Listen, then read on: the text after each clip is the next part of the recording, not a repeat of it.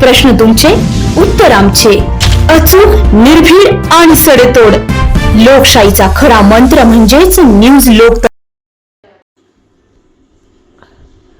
शिवसेना उद्धव ठाकरे पक्षाचे युवा नेते संभाजीराजे पवार आज कार्यकर्त्यांसह राष्ट्रवादी काँग्रेस अजित पवार पक्षात प्रवेश करणार असल्याची सूत्रांकडून माहिती आहे.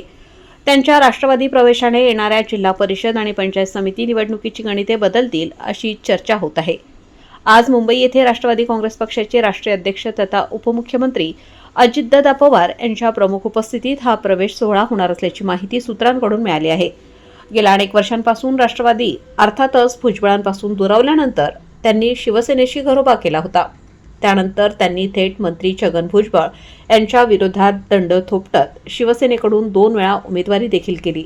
मात्र सद्यस्थितीत तालुक्यात ठाकरे शिवसेनेला लागलेली घरघर आणि पुढील राजकीय भविष्य पाहता त्यांनी पुन्हा एकदा अजित पवार राष्ट्रवादी पक्षात जाण्याचा निर्णय घेतला असावा असे राजकीय जाणकारांचे मत आहे. संभाजी पवार यांच्या प्रवेशाने येवला शहरासह तालुक्यात राष्ट्रवादीची ताकद वाढणार आहे, तर भुजबळांच्या बळात अधिक बळ भरले जाणार आहे. संभाजी पवार यांनी सलग 2 पंचवार्षिक भुजबळ यांच्या विरोधात विधानसभा लढवली आहे. मात्र गेल्या काही दिवसात भुजबळ पवार यांच्या गाठीभेटी वाढल्या होत्या.